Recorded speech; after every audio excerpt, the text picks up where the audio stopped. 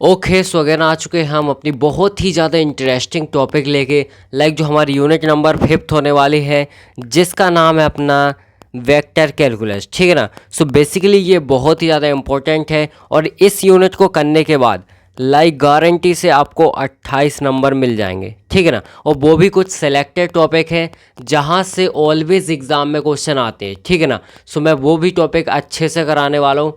सो आपको क्या करना है, बिल्कुल डे 1 से लेके जब तक इसके लेक्चर चल रहे हैं बिल्कुल अपना अटेंशन बना के रखना है, प्रॉपर नोट्स बनाना है। 28 नंबर समझ रहे हो, मतलब खाली आप इस यूनिट से पास हो सकते हो। यानी अगर आपने ये यूनिट और इसमें भी गिनती के जो गिने चुने टॉपिक्स हैं ना वो पढ़ लिया आपने, इसका मतलब आप पास हो जाओगे।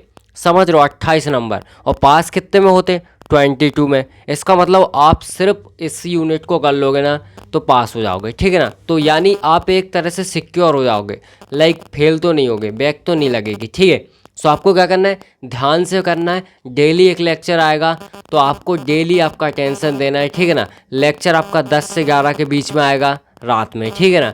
सो उतने के बीच में आपको क्या करना है, डेली प्रिपेयर रहना है लेक्चर के लिए, प्रॉपर नोट्स बनाना है तो आपका इजीली हो जाएगा। जितने क्वेश्चन करा लो उतने क्वेश्चन की प्रैक्टिस करना है। ठीक है।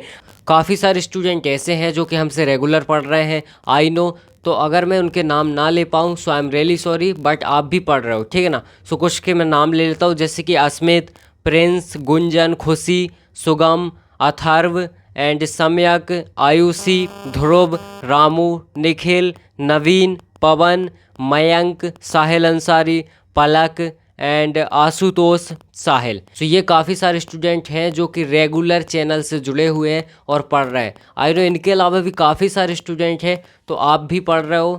आई होप एक वीडियो में पॉसिबल नहीं है सबका नाम लेना। ठीक है ना।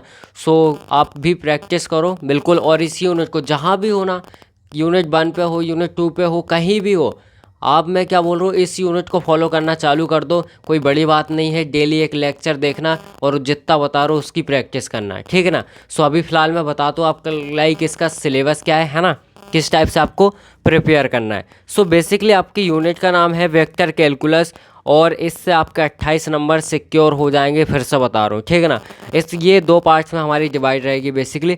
पार्ट नंबर 1, इसमें सबसे पहले हम बेसिक के बारे में बात करेंगे और ये हमारी पूरी बेस्ड रहने वाली है डिफ्रेंसिएशन पे। ठीक है ना। समझ गए, किस पे, डिफ्रेंसिएशन पे। ठीक है। सो यहाँ पे होना है वाला है हमारा gradient of function, then unit normal vector, then अपना होने वाला है डायरेक्शनल डेरिवेटिव्स, देन इसके बाद होने वाला है डाइवर्जेंस ऑफ वेक्टर, एंड यहाँ पे होने वाला है कर्ल ऑफ वेक्टर, एंड यहाँ पे हो जाएगा अपना सोलेनोइडल, और इसी का दूसरा नाम है रोटेशनल वेक्टर। ठीक है। और कुछ इंपॉर्टेंट इसमें रिलेशन भी है। सो इतने टॉपिक हमारे पार्ट 1 में होने वाले। ठीक है ना। अब बेसिकली पार्ट 1 मैं क्या बोल रहा हूँ, उतना इंपॉर्टेंट नहीं है बट पढ़ना तो हमें है ही। ठीक है ना। अब हम बात करते हैं पार्ट नंबर बी पे।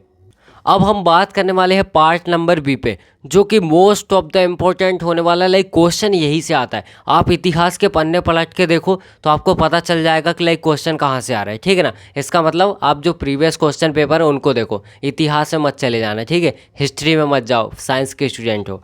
सो बेसिकली यहाँ पे देखो, सबसे पहले ये इंटीग्रेशन पे बेस्ड रहने वाला है पूरा। ठीक है ना। और यहाँ पे हम बेसिक बात करेंगे।